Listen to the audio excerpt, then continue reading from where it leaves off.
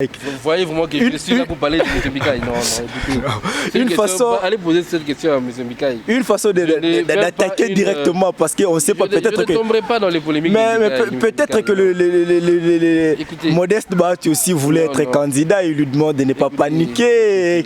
Je veux d'abord éclairer la première question. Oui. Par rapport au propos de Kabound, ça n'engage que Kabound. Je ne pense pas qu'il a voulu minimiser ses anciens partenaires ou bien ses collaborateurs. Il a peut-être utilisé un langage, vous voyez, Kabound c'était un fair play, hein? Il a peut-être utilisé un langage qui a peut-être frustré les gens, mais je ne crois pas que c'était dans son intérêt à vouloir négliger les poids politiques de personnalités comme Bemba ni Moïse.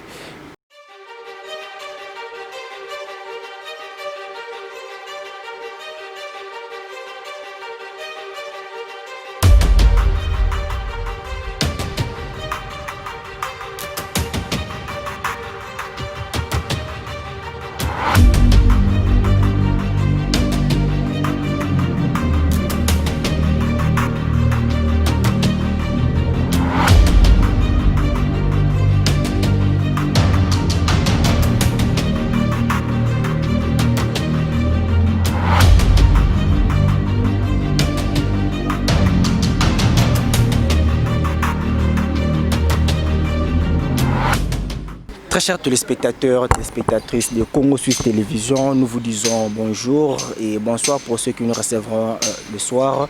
Le plaisir est pour nous de vous présenter encore ce nouveau numéro de décryptage politique. Aujourd'hui, nous ne serons pas seuls. Nous allons recevoir pour vous Mike Nendaka, cadre de l'FDC-A Probas du Québec. Avec lui, il sera question de parler de l'actualité en République démocratique du Congo. Nous allons déballer la question qui taraude les cœurs, la question de l'Union sacrée et la mission de l'informateur confiée à Modeste Bahati Lukwebo. Je crois que ça sera les quelques questions qui vont, n'est-ce pas, animer cette émission. Et pour ne pas monopoliser la parole, on va dire bonjour à Mike Nendaka, qui est cadre, comme je le disais dans mon intro, de l'FDC-A Probati Lukwebo. Merci, M. Joël. Comment allez-vous? Oui, bien, merci. Merci d'abord parce que vous avez accepté notre invitation malgré vos multiples préoccupations. Comme je le disais d'entrée de jeu, nous allons parler, n'est-ce pas, de cette question de l'Union sacrée parce que vous êtes parmi les politiques congolais qui ont salué l'avènement de l'Union sacrée, surtout avec l'adhésion de Bemba et Mosca Tumbi, parce que lors de l'émission passée, vous avez souligné qu'ils adhéraient à l'Union sacrée, comme l'avait très bien stipulé Félix Tshisekedi, pour l'intérêt de la nation. Mais aujourd'hui, vous êtes sans ignorer que le MLC a demandé la primature, l'ensemble de Mosca Tumbi a demandé la tête de l'Assemblée nationale, chose qui n'a pas été faite, où l'UDPS a rejeté ces deux propositions et ce rejet a conduit à ce que les deux cadres de l'ensemble pour le changement et du MLC puissent claquer la porte à l'Union sacrée. Que serait votre lecture des faits? Merci beaucoup pour cette question. Avant tout, j'aimerais d'abord recadrer une appellation. Il n'existe pas de AFDC, regroupement AFDC à Pro, Bahati ou Pro. Je sais pas qui. Il y a l'AFDC, la justice a déjà éclairé la situation. On nous a départagé, donc ça veut dire que non. On a rétabli le professeur Bahati dans sa légitimité. Donc il n'existe plus d'autres AFDC créés dans des circonstances que vous tous vous connaissez. Et aujourd'hui, vous allez maintenant classer Néné Nkoulou dans quel regroupement politique? Écoutez, parce que je ne sais pas si c'est reconsulté par l'informateur, mais s'ils doivent être consultés, ils seront consultés en tant que qui? Néné Nkoulou reste un élu de l'AFDC, le regroupement appartenant dont l'autorité morale reste le professeur Bahati. Mais c'est une rebelle, comme on peut dire. Elle a décidé de mener sa rébellion. Pour l'instant, on la laisse continuer à divaguer dans ce qu'elle fait. À un moment donné, elle reviendra à la maison. Comme le professeur a dit, on perd des familles, on l'accueillera naturellement. Aujourd'hui, avant qu'on revienne sur notre question, on peut dire aussi que Steve Mbikai a regagné la maison. Bien qu'il y a un clash entre Steve Mbikai et Modeste Bahati, même si vous n'allez pas le reconnaître à travers les médias, nous allons y revenir aussi. Non, M. Mbikai n'est pas dans un clash avec le professeur.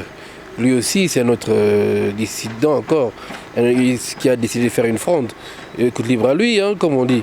Comme le professeur a souligné hier, à un moment donné, il reviendra à la maison, il leur tendra la main en père de famille et ils seront toujours les bienvenus. Pour l'instant, on leur laisse continuer leur distraction. Écoute, l'avenir nous dira et donnera certainement raison. Et en ce qui concerne maintenant le clash, si on peut appeler ça ainsi, ou encore ce problème qui se pose maintenant à l'Union sacrée avec les déclarations, certes vous l'avez suivi, de Moïse Nozangi, l'un des députés de l'ensemble de Moïse Katumbi, qui disait ne plus appartenir à l'Union sacrée. Je préfère rester dans tout ce qui est formel. Le point de presse, le professeur, le formateur a bien souligné qu'aucune note officielle n'a été déposée par l'ensemble ou bien par le groupe de Bemba ou bien le MLC pour, soi-disant, qui serait tiré de l'Union sacrée. Certainement, comme nous vous entendons certains porte-parole de ces regroupements dans les médias, dans les réseaux sociaux, c'est décidé non partant, soit pour ne pas avoir eu gain de cause alors des irrata. Écoutez, comme je vous ai dit, on ne va pas trop s'attarder dessus. Je trouve qu'il y a certains qui ont affiché des ambitions trop démesurées et d'autres subissent, soi-disant. Mais c'est au chef de l'État d'apprécier qui veut qui l'accompagne. Vous n'allez pas imposer au chef de l'État votre cahier des charges.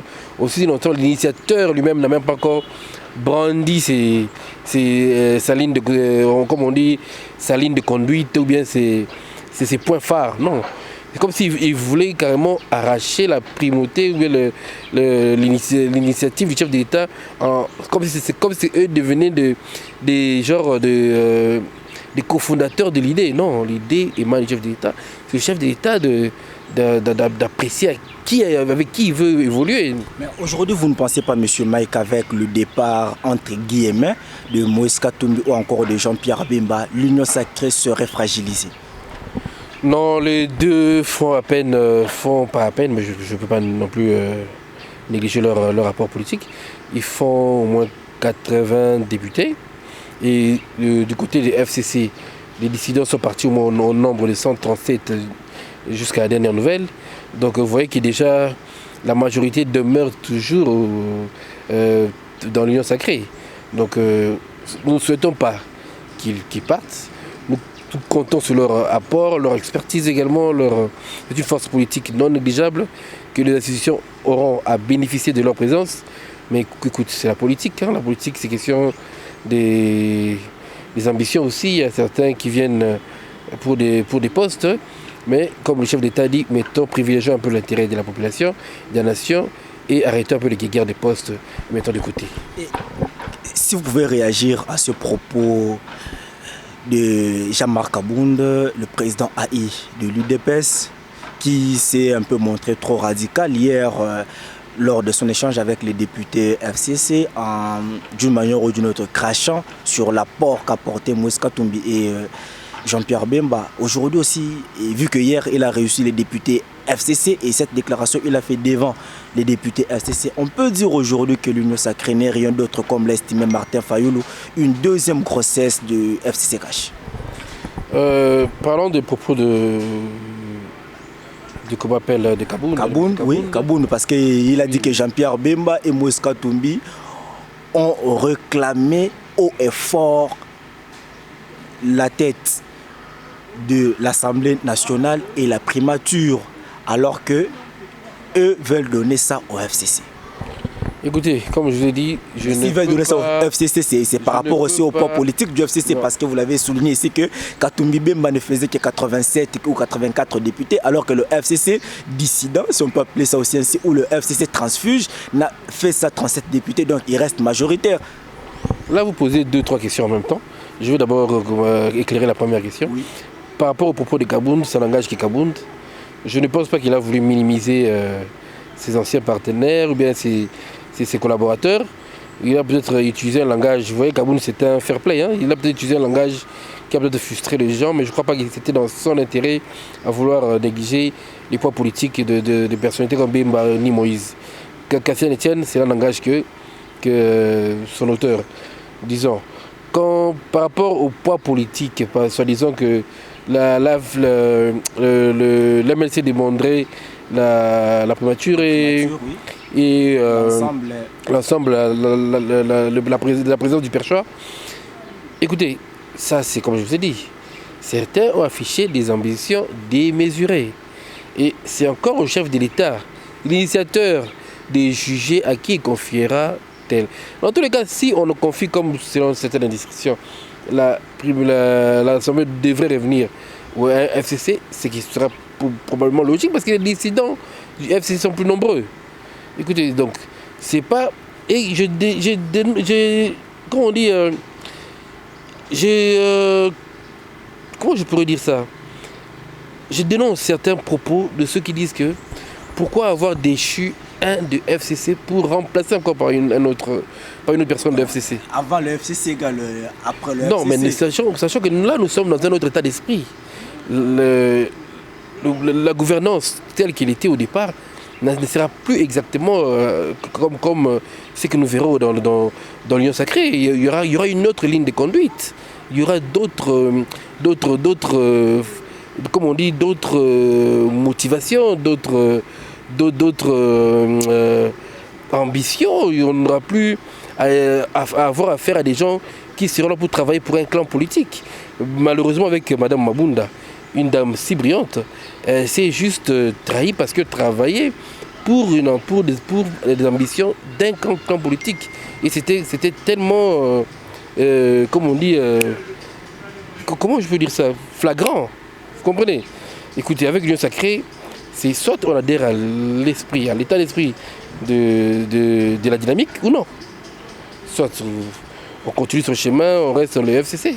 Dans le FCC intègre comme à son origine. Et s'il faut maintenant revenir un peu par rapport à la mission confiée à votre autorité morale, Modeste Bahati Lukwebo, par rapport à sa mission d'information. Hier, dans son point de presse, il a évoqué la question, n'est-ce pas, de la candidature de Félix Tshisekedi en 2023, qu'il considère comme un discours flatteur. Vous êtes sans ignorer qu'il y a un front de patriotes qui a été créé par un dissident de l'FDCA qui propose à ce que ce front-là est en train de soutenir Félix Tshisekedi pour être candidat en 2023. N'est-il pas pressé de parler de la candidature de Félix Tshisekedi en 2023 alors que l'Union sacrée, qui est sa vision, n'est même pas encore mise sur pied, Monsieur Mike? Oui, écoutez, comme le professeur a balayé cela d'un revers de main hier, je pense que j'en ferai autant. Effectivement, c'est un discours flatteur. Nous sommes encore en train comment on dit, de consolider les forces pour achever un mandat qui est en cours. Et déjà, des gens viennent avec des idéaux, des ambitions, comme on dit, sorties de nulle part, tendant à la flatterie exactement, pour essayer de se faire un nom, se faire entendre dans l'opinion. On connaît leur méthode, hein? On connaît leur méthode de ces amis-là. Ils sont constamment en train de chercher où s'accrocher, où se faire reconnaître dans l'opinion.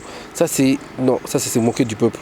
Le peuple n'est pas encore dans la logique des élections, il n'est pas encore dans la logique 2023. Laissez 2023 arriver en son temps. Pour l'instant, le peuple veut manger, veut avoir ses enfants être instruits de manière appropriée, veut avoir ses enfants être en santé et avoir des emplois. C'est ça qui est primordial en ce moment. On a besoin que la sécurité revienne à Béni, qu'il y ait moins de morts dans le pays. Et non des discours vides, des plateformes sans idéal, sans fondement. Écoutez, je rejoins le professeur, c'est vraiment une distraction de mauvais goût en plus. Et donc, on peut alors dire, en conclusion, on peut dire que la députée Christelle Vonga a raison de dire que Steve Mbikai est en train de jouer le jeu lui confié par le FCC, bien qu'il le fait mal. Je ne suis pas le porte-parole de Steve Mbikai, je ne sais même pas c'est quoi ses intentions en initiant cette plateforme que j'appelle carrément une coquille vide. c'est à lui, l'auteur de cette structure, de s'assumer. Mais comme je vous dis, c'est une flatterie de mauvais goût. Merci très chers téléspectateurs. Nous allons continuer avec notre émission. Comme je vous avais dit, nous allons parler de l'Union sacrée et aussi de la mission que Félix Tshisekedi a confiée, n'est-ce pas, au professeur Modeste Bahati comme informateur, parce que le professeur est appelé à identifier une nouvelle majorité devant accompagner la vision de Félix Tshisekedi.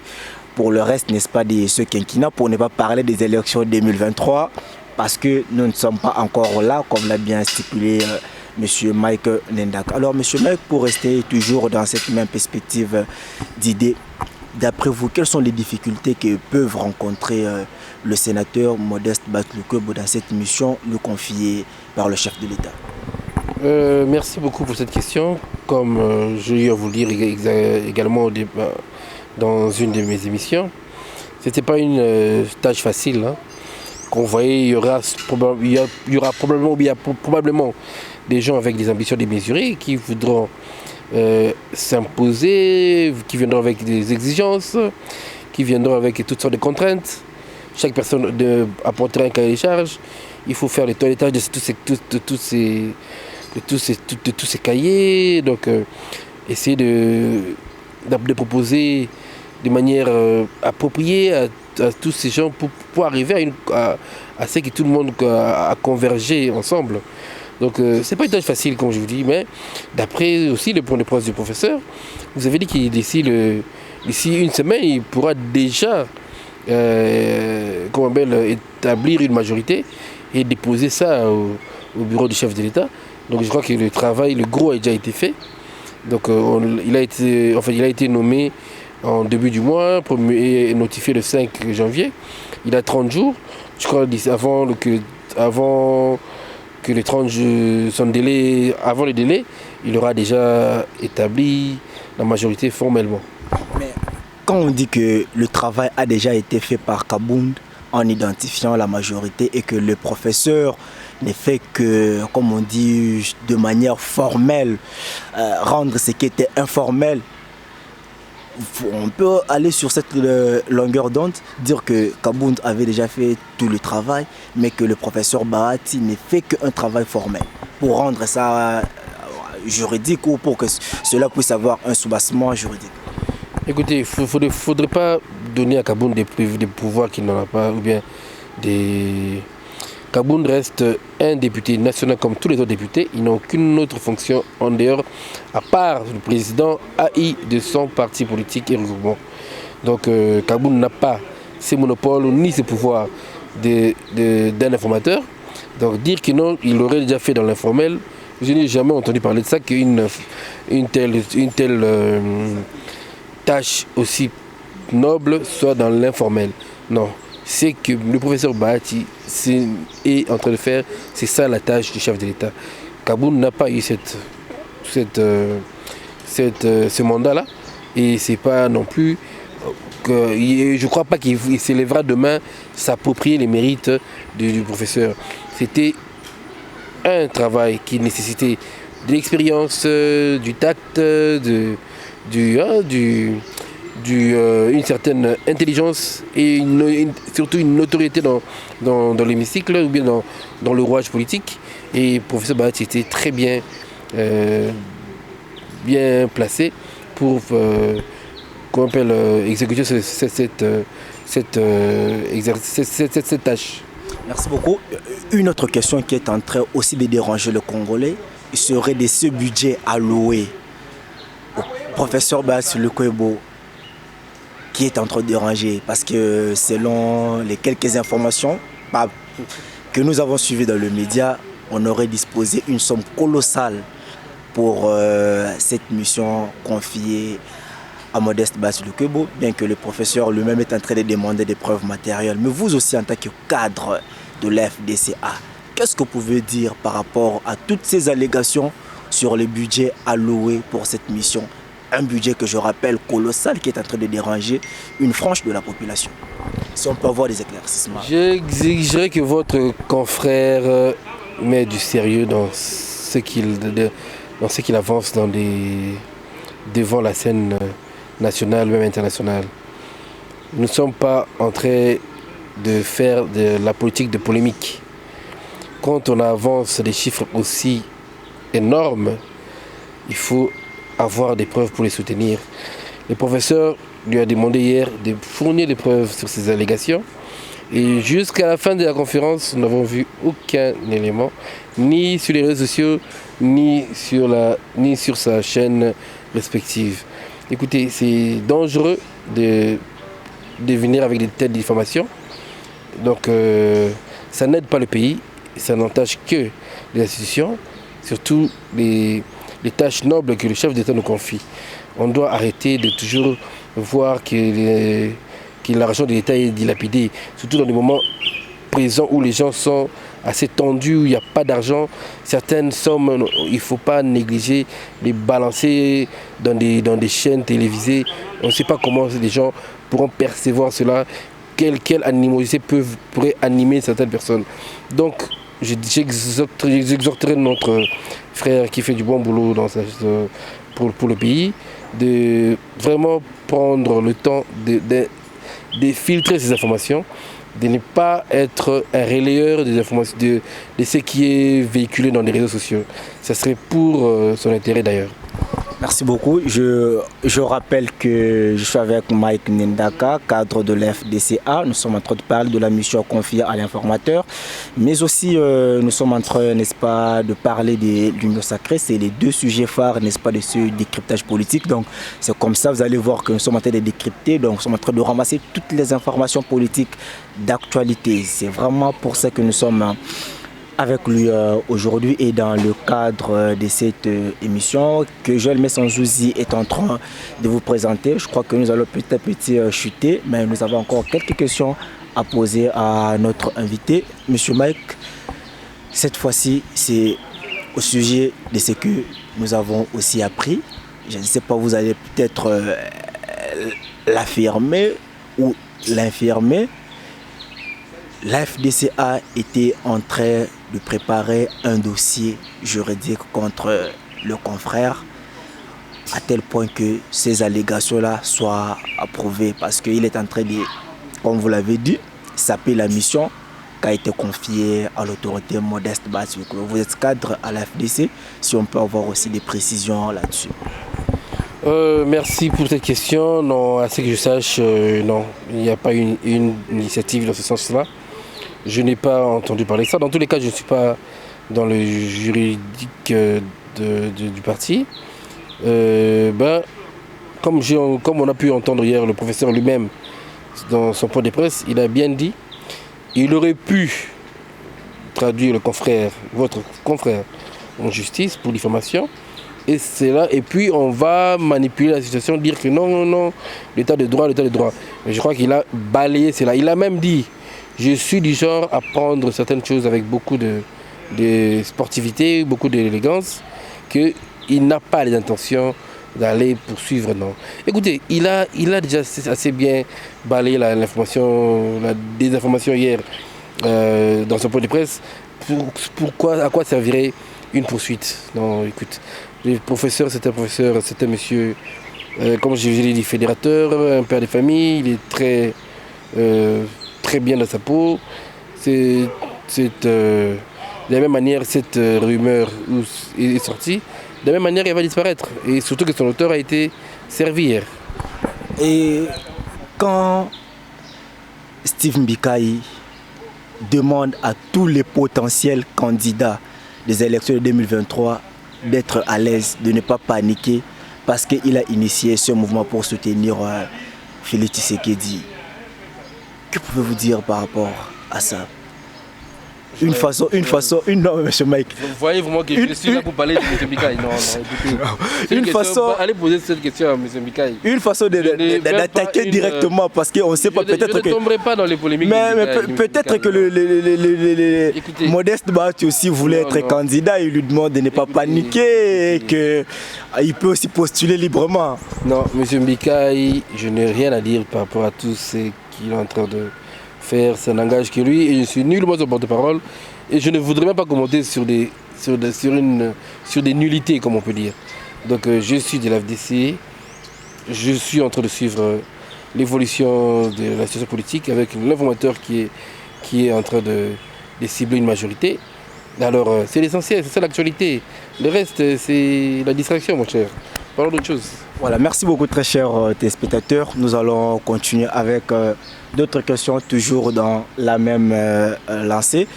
Monsieur Mike, nous apprenons aussi parce que nous on est journalistes, donc nous aimons vous rencontrer, n'est-ce pas, des autorités pour beaucoup plus vérifier les informations et éclairer le public. Aujourd'hui, on parle, s'il faut parler de l'Union sacrée, du FCC bis. Et cela est en train de se prouver d'une manière ou d'une autre. Vous l'avez dit dans vos propos aujourd'hui, que si ça dépendait que du pouvoir politique, on pouvait bien accorder la tête de l'Assemblée nationale au FCC dissident. Est-ce que cela ne jeterait pas du discrédit à l'Union sacrée? Parce que vous allez vous rappeler que la fin de la coalition FCC Cash, c'était pour rompre le mariage entre Joseph Kabila Kabange et Félix Tshisekedi. Remettre encore ceux qui sont considérés proches de Kabila, ou ceux qui ont travaillé, pour ne pas parler des proches, ceux qui ont travaillé avec Kabila, le remettre encore à la tête du percheur, ne serait pas tourner à rond ou jeter du discrédit sur l'Union sacrée? Franchement parlant, un tel discours mérite d'être recadré en fait en détail. Cette assemblée, cet hémicycle actuel est composé de membres du FCC. Vous comprenez?